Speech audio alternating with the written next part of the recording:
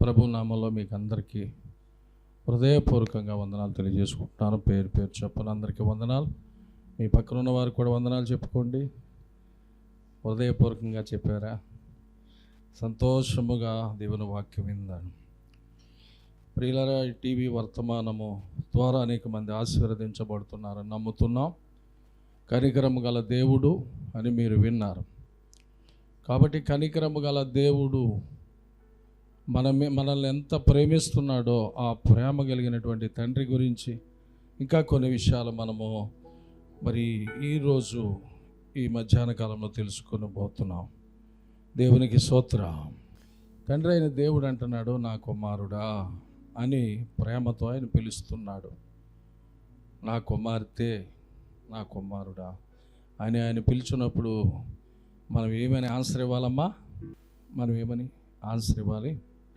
ఆయన కుమారుడు అన్నప్పుడు అంతసేపు ఆలోచిస్తున్నారు. తండ్రి, పరలోకపు తండ్రి, నా కోసం ప్రాణం ఇచ్చిన తండ్రి, రక్తం ఇచ్చిన తండ్రి, నీ రక్తంతో నన్ను కొన్న తండ్రి అని మనము సంబోధించాలి.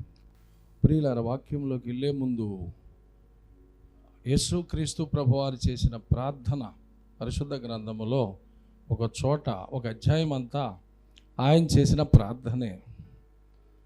యోహాను సువార్త 17వ అధ్యాయంలో యేసుక్రీస్తు ప్రభువారు చేసిన ప్రార్థన ఉందండి. అందులో ఆయన అంటాడు, నీతి స్వరూపుడు అయిన తండ్రి అంటాడు దేవుణ్ణి. మీరు ఏమనాలంటే చెప్పలేకపోయారు తొందరగా. ప్రభువు అంటున్నాడు, కుమారుడుగా భూలోకానికి వచ్చి తండ్రి చిత్తాలను నెరవేర్చడానికి వచ్చిన ఆ కుమారుడు ఏమని తండ్రిని సంబోధిస్తున్నాడంటే, నీతి స్వరూపుడు అయిన తండ్రి. ఇంకొక మాట అంటున్నాడు, సత్యస్వరూపుడు అయిన తండ్రి. మీరు కూడా నోరు తెరుచుగా చెప్తారా? ఇంటికాడే అనుకున్నారా, నేను అసలు నోరు తెరవను, దేవుడు నింపితే నింపుతాడు, లేతలేదు. అస్సలు మాట్లాడను నేను. ఆయనకి తెలీదా నేను బాధలో ఉన్నానని? ఏం మాట్లాడను, అన్నీ సమస్యలే అన్నట్టుగా మీ ముఖాలు దిగాలుగా పెట్టకండి. అంతే కదా సహోదరి విజయ్ కుమార్ సిస్టర్? ఎలా ఉండాలండి ముఖాలు? దేవుని కళతో ఉండాలి, దైవ తేజస్సుతో ఉండాలి. కష్టాలు, నష్టాలు, వ్యాధులు, బాధలు మనిషికి వస్తాయా? మానుకు వస్తాయా? మానుకు కూడా వస్తూ ఉంటాయి. అప్పుడెప్పుడు బాగా పెరిగిందని కొమ్మలు నరికేస్తూ ఉంటాం. పక్కింట్లోకి ఆ దొడ్లోకి వెళ్తే అతమాని తొడవలేకపోతున్నామని గొడవ చేస్తే ఆ కొమ్మలు సాగి కొమ్మలు పోతా పిందుతో నరికేస్తాం. అది పొయ్యిలో పెట్టడమో లేదా అగ్నితో కాల్చడమో. పొయ్యిలో పెట్టి వాళ్ళు ఇప్పుడు ఎవరున్నారు? చెయ్యెత్తుతారా? ఒక్కళ్ళు ఎత్తరండి. అంతా అని ఊదటం మానేశారు. ఇప్పుడు గొట్టం ఇలాగే ఉండేది కదా. చిన్నప్పుడు మేము ఊది ఊది ఊది ఊది చాలాసేపు తిప్పలు పడేవాళ్ళు. చెరుగు పొలలు అండి. కాసేపు లోపలికి వచ్చేటప్పటికి ఆరిపోయి. చెరుగు తోటలు ఉండేవి కదా, ఆ ఎండిపోయిన పొలాలు కట్టలు కట్టి మా అమ్మ మా నాన్న మోసుకొచ్చి ఆమె ఎట్టేవారు. అప్పుడు వాళ్ళకి అందిస్తుంటే ఆయన ఆమె పెట్టేవాడు.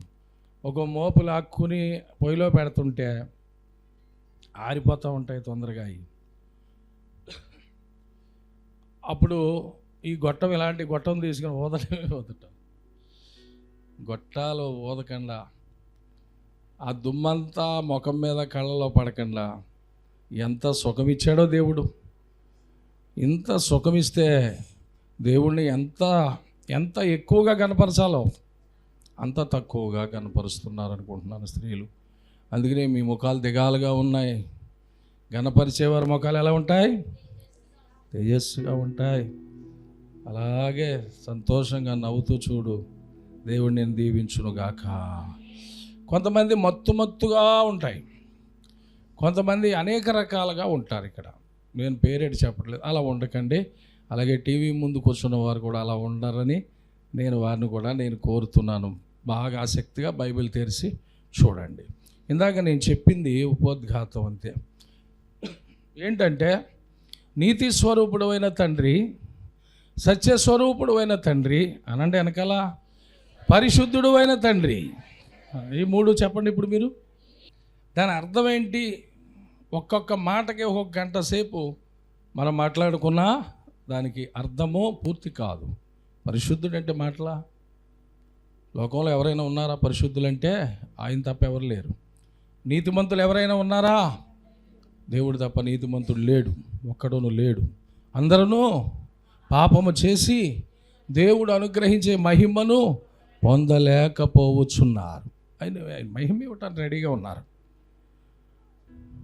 నా కుమారుడా అన్న మాటకి మీరు ఆన్సర్ ఇవ్వలేదని ఇలాగ నేను బాధపడుతున్నాను. దేవుని స్తోత్రం. తర్వాత సత్యస్వరూపుడు. సత్యం అంటే వాక్యమే. వాక్యమై ఉన్నవాడు ఓ తండ్రి అని అనొచ్చు. తర్వాత సత్యస్వరూపుడు అనొచ్చు, నీతి స్వరూపుడు అనొచ్చు, పరిశుద్ధుడా అని మనం అలా సంబోధిద్దాం. యేసు ప్రభు వారి ప్రార్థన మనం నేర్చుకుందాం. ఇంతవరకు మీరు చేయలేదేమో, తప్పకుండా అలాగా చేసి ప్రభు నామాన్ని గొప్ప చెయ్యండి. మంచిది. ప్రియులరా, సామెతలు 5వ అధ్యాయంలోంచి కొన్ని వాక్యాలు మనం ధ్యానించబోతున్నాం. సామెతలు 5వ అధ్యాయం. ఎందుకంటే అక్కడో మాట అక్కడో మాట మేము తీసుకుని ఒక అంశం మీద చెప్పుకుంటూ వెళ్తాం. అయితే మిగిలిన మాటలు చదువుకోమంటాం, మీరు చదవరు. ఎందుకంటే బద్ధకస్తులు ఎక్కువగా కనిపిస్తున్నారు. ఇంటికి వెళ్ళిన తర్వాత హోంవర్క్ ఇస్తారు పిల్లలకి. అలాగే మీకు ఏదైనా హోంవర్క్ ఇచ్చేస్తే చేస్తారా? చెయ్యరు. ఇక్కడే కష్టంగా ఉన్నట్టుగా ఉంటుంది కొంతమంది. కానీ కొంతమంది బుద్ధిమంతులు ఉన్నారు.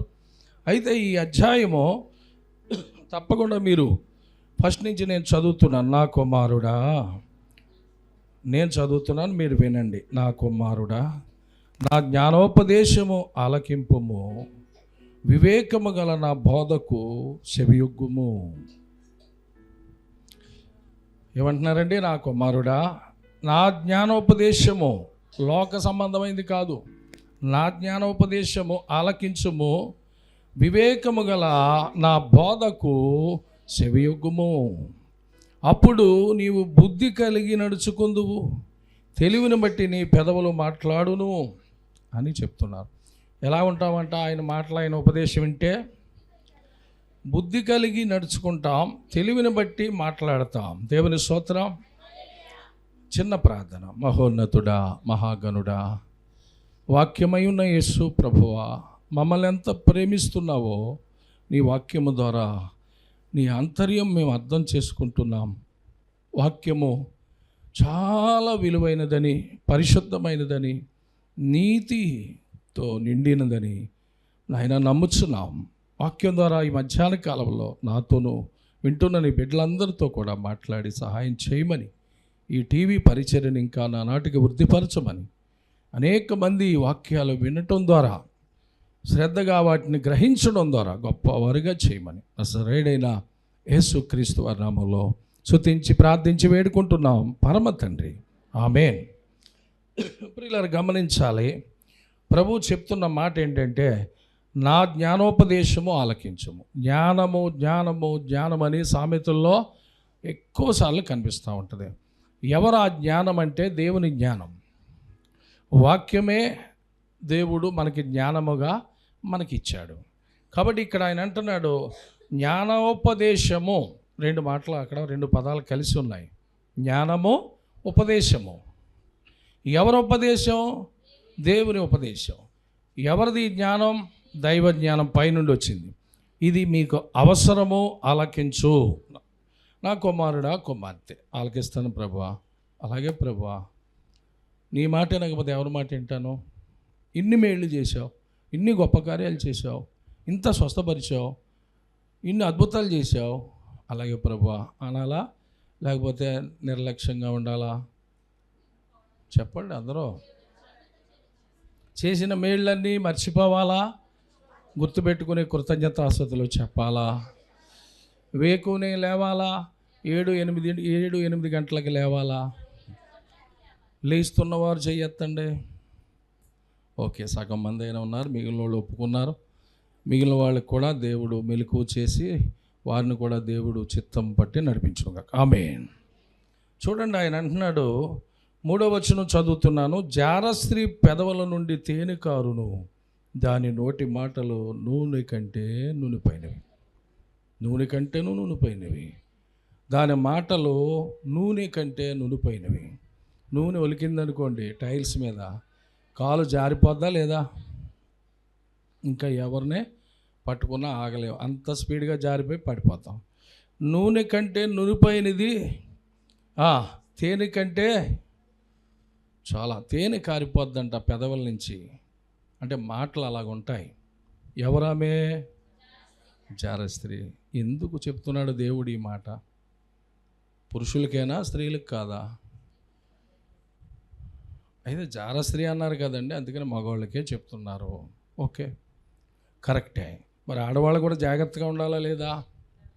దేవుడు తన పిల్లల్ని ఈ విధంగా తన చేతుల్లోనే, తన కౌగిట్లోనే సాతాను బంధకాలకు వెళ్ళిపోకుండా ఉండాలని ఆయన ఆశిస్తూ ఈ మాటల్ని మన ముందు ఉంచారు. దేవుని స్తోత్రం. జారస్త్రీ పెదవుల నుంచి తేనె కారుతుంది అబ్బాయి. దాని నోటి మాటలు నూనె కంటే నునుపుగా ఉంటాయి. దానివల్ల కలుగు ఫలము ముసిని పండంత చేదు.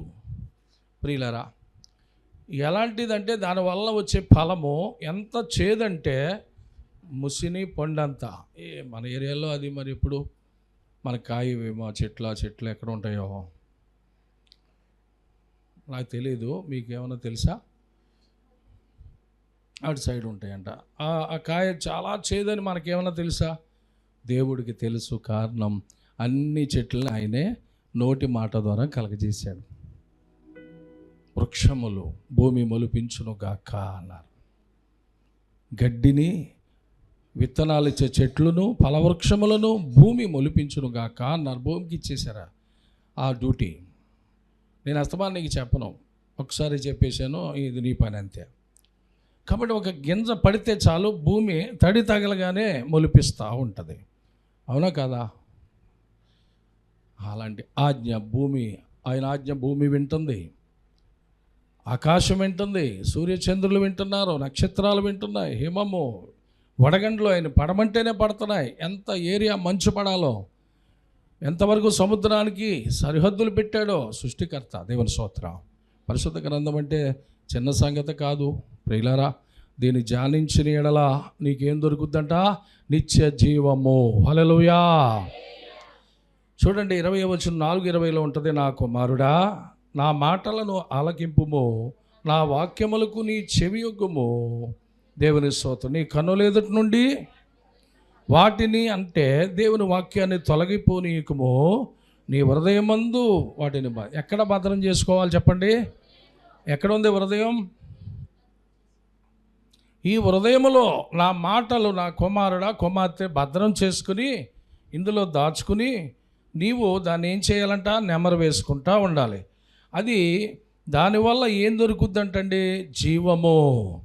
దానివల్ల ఏం దొరుకుద్దంట? సర్వ శరీరమునకు, ఇలాగమ్మా శిరస్సు నుంచి సిరిపాదం దాకా. వెనకాల ఉన్నావు ఇవాళ, ముందు పొట్ట ఉంది, వెనకాల పొట్ట ఉందా? లేదు. ఏముంది? వెన్నుపూస ఉంది, తర్వాత ఏమన్నా కిడ్నీలు ఉన్నాయి. మొత్తం సర్వ శరీరమునకు ఆరోగ్యం ఇచ్చేది దేవుని వాక్యం. దేవుని స్తోత్రం. మనము అన్నిటికంటే ఎక్కువగా ఈ మెడిసిన్ మీద ఆధారపడి బతుకుతున్నట్టుగా కనిపిస్తూ ఉంది ఇప్పుడు రోజుల్లో.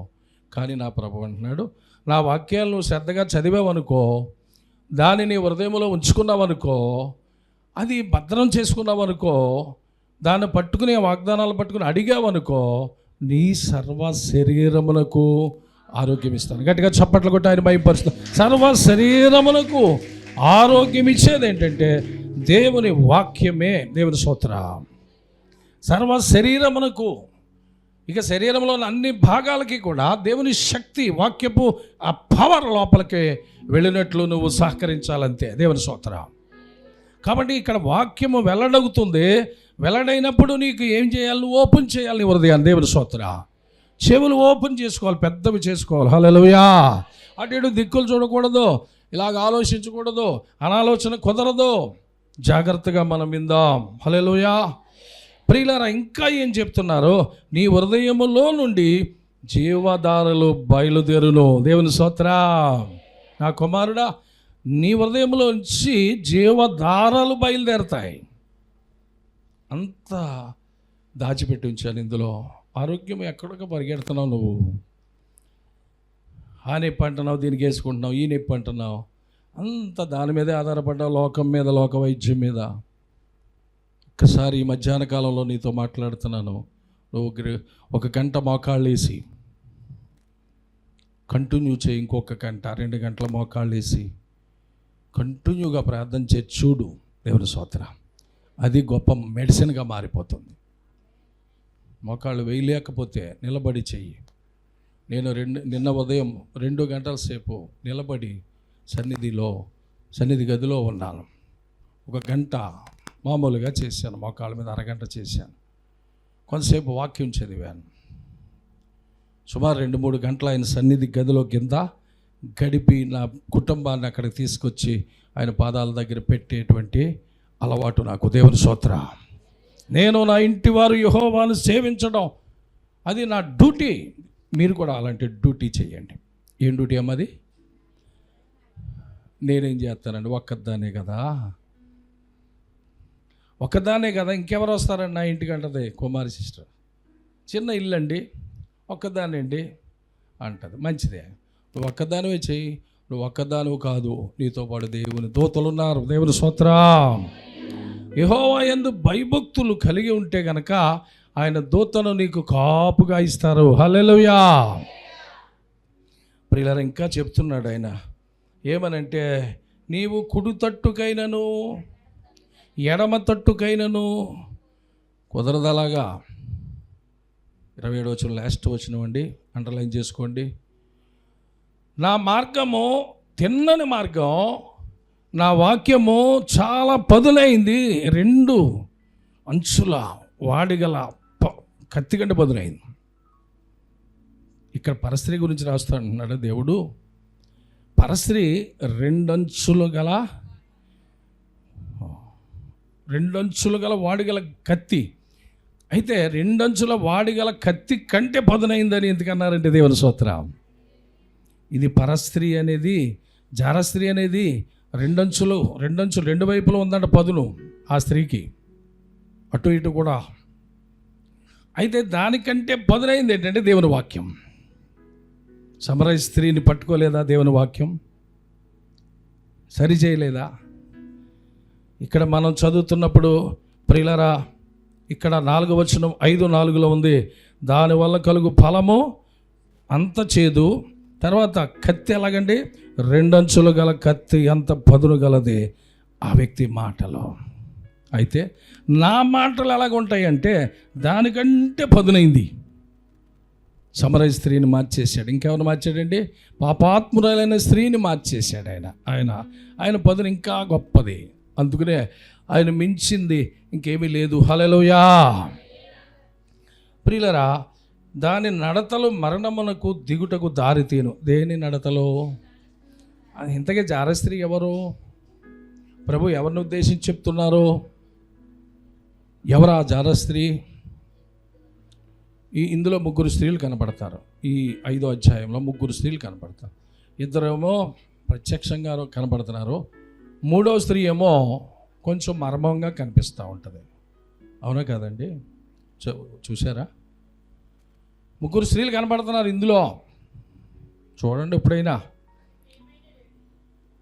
ప్రియులరా, నేను చదువుతున్నానమ్మా. అది జీవ మార్గమునకు ఏమాత్రము విచారింపదు. ముందు ఈ స్త్రీ గురించి తెలుసుకుందాం. దాన్ని తెలియకుండానే దాని పాదములు ఇటు అటు తిరుగును. దేని పాదాలు? జారస్త్రీ పాదాలు. మరి అటువైపు వెళ్ళొద్దు అంటున్నాడు ప్రభువారు. ఎక్కడ ఉంటుంది? ఒకసారి మేము రాజమండ్రిలో ఒక 25 ఏళ్ల క్రితం, 25 ఏళ్ళు అవుతుంది, రాజమండ్రి సభలకు వెళ్ళాం. ధవళేశ్వరం అంటే రాజమండ్రి శివారులో పెట్టేవారు, ధవళేశ్వరం రోడ్లో. అక్కడికి ఒక దైవజనులు విశాఖపట్నం నుంచి తాళపాలెం, ఆ తాళపాలెం నుంచి పాస్టర్ గారు వచ్చారు, దేవసాహిం గారని. ఆయన ఇప్పుడు లేరు, ఎక్స్పైర్డ్ అయ్యారు. ఆయన వాక్యం చెప్తుంటే అద్భుతంగా, చాలా వినసొంపుగా, చాలా చెవులు పెద్ద చేసుకుని జాగ్రత్తగా వినేవారు. ఆయన వాక్యం చెప్తూ ఒకసారి అన్నారు, నేను సువార్త ప్రకటించడానికి ఎటువంటి స్థలాలకు వెళ్తానో ఒకసారి వినండి అన్నాడు. అని ముంబాయి వెళ్ళాను. ముంబాయిలో రెడ్ లైట్ అనేటువంటి ప్రాంతం ఉంది. అక్కడ చాలా అందమైన ఇల్లు, చాలా శృంగారమైన ఇల్లు, చాలా గొప్ప గొప్ప ఇల్లు. ఆ ఇల్లు కంటే ఆ స్త్రీలు ఇంకా అందంగా ఉంటారు. పాస్టర్ గారికి ఎందుకంటే గొడవంతా ఇల్లు గురించి చెప్పాడు. ఇళ్ళల్లో నుంచి వస్తున్న ఆడవాళ్ళందరూ చాలా శృంగారమైన అందంగా చాలా ఉంటారు. వాళ్ళందరూ మన ఏరియా నుంచి మన పక్క నుంచి వెళ్ళోళ్ళే. అంటే వస్త్రధారణ పద్ధతి తెలిసిపోతుంది కదా. అయితే వాళ్ళకి నేను కరపత్రికలు పంచడానికి వెళ్ళాను. దేవుని స్తోత్రం. కరపత్రికలు దేవుని యొక్క ప్రేమ సువార్త ప్రకటించడానికి వెళితే తలుపులు కొట్టి బయటకు వస్తే వాళ్ళకి ఇస్తుంటే వాళ్ళని చూస్తుంటే నా నీడ వాళ్ళలో కనపడుతుంది. ఇంతకీ వాళ్ళు ఎవరో వేశ్యా స్త్రీలు. అలాంటి వేశ్యల్ని, మొత్తం ఆ ఏరియా అంతా ఉన్నటువంటి వేశ్యల్ని అక్కడికి వెళ్ళి చూసిన తర్వాత ఇంత అందమైన స్త్రీలకి ఎందుకు చెడు లక్షణం వచ్చింది? ఇంకా బ్రతకడానికి ఇంక వేరే మార్గము లేదా? వారు ఒళ్ళమ్ముకుని వారు ఎందుకు ఈ వ్యాపారం చేస్తున్నారు? ఈ వ్యాపారాన్ని ప్రోత్సహించే వాళ్ళు ఎవరో స్త్రీలే, అక్కడ ఉన్నవాళ్ళు. ఈ ఏరియా ఎంత ఏరియా ఉంది, ఇదంతా చాలా పేరు వచ్చేసింది దీనికి. ఏమి లైట్ అంట? Red light. రెడ్ లైట్ వెలిగిందనుకో, నువ్వు రైల్వే ట్రాక్ దాటుతావా? ట్రైన్ వస్తుంది, అవునా కదా? రెడ్ లైట్ వెలిగిందనుకో, సిగ్నల్ బాగుందన్నట్ట, డేంజర్ అంటే దానికి ఆ పేరు పెట్టారు. ఈ ఏరియాకి ఎవరైనా వస్తే డేంజర్, ఇది రెడ్ లైట్. ఆ ఏరియాకి వెళ్ళి పాస్టర్ గారు పత్రికలు ఇచ్చారంట.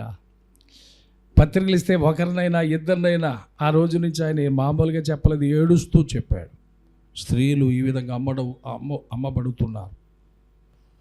ఈ జార స్త్రీలు ఎవరో అంటే వేసే స్త్రీలు ఎవరో నా దేవుడు వాక్యంలో రాయించిన పరస్త్రీ, తర్వాత జార స్త్రీ, అలాగే సొంత స్త్రీ లేదా సొంత భార్య, ఈ ముగ్గురు స్త్రీల గురించి ఇందులో రాయించారు. ఎందుకండి దేవుడికి ఈ అన్నిని? పిల్లల్ని జాగ్రత్తగా ఉండమని చెప్తామా లేదా? కొంతమంది మనకు తెలుసు, మన దగ్గరలో ఉంటారు. వాళ్ళ ఇంటికి వెళ్తే మీ అబ్బాయి యవన వయసులో ఉన్నాడు, నువ్వు వెళ్ళనిస్తావా?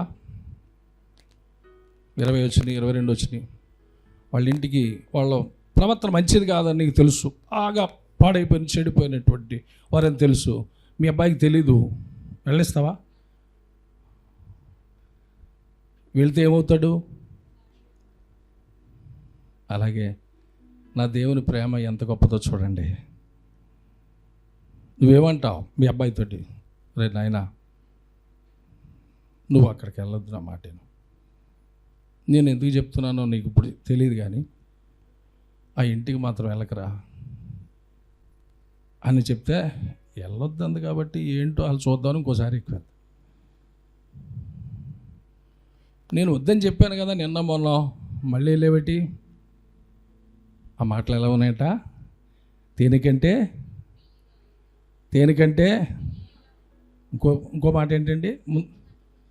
అమ్మో కత్తి అంటే అప్పుడే ఇప్పుడు వీళ్ళ అమ్మ కత్తి చూపిస్తుంది. ఇప్పుడు మళ్ళా 3వసారి చెప్తున్నాను, ఈసారి చాలా యుద్ధం అయిపోద్ది అక్కడికి వెళ్తే. ఏంటమ్మా అతమాని, వాళ్ళు చాలా మంచివాళ్ళు కదా, ఆ మాటలు చూస్తుంటే ఆ పద్ధతి చూస్తుంటే అని అనుకుంటాడు మనసులో. ఇతను ఎంతోమంది సంసారాలు, అది నాకు తెలుసురా, నీకు తెలియదు. నువ్వు వద్దంటే ఇంట్లోది, నీకు ఎలా చెప్పాలో అర్థమవుతలేదు అని తల్లి బాధపడతా ఉంటుంది. వీడు వెళ్తూ ఉంటాడు, వాడు కూడా పడిపోతాడు, అయిపోయింది వాడి చరిత్ర. అందుకునే నా దేవుడు అప్పుడు ఏమనుకునే లాభం లేదు. గొప్ప గొప్ప వ్యాపారవేత్తలు చాలా గొప్పవారు ముంబైలో అక్కడికి వెళతారంట, ఆ ఏరియాలకి. ఎక్కడండి? రెడ్ లైట్ ఏరియాకి. గొప్ప గొప్ప వ్యాపారం కదండి ముంబై అంటేనే మాటలా.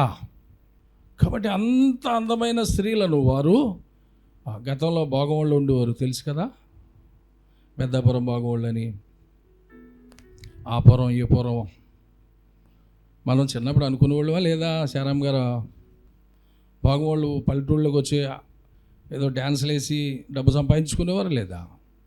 కాబట్టి అన్నిటి గురించి ఎందుకు రాయించారు దేవుడు అని నేను ఆలోచించాను. దేవుని స్తోత్రం. ఎందుకు ఇలా జరుగుతుందని ఆలోచిస్తే మన జాగ్రత్త కోసమే అని చెప్తున్నాడు. హల్లెలూయా. మనల్ని మేలు కొలపడానికే చెప్తున్నాడు ఆ దేవుడు.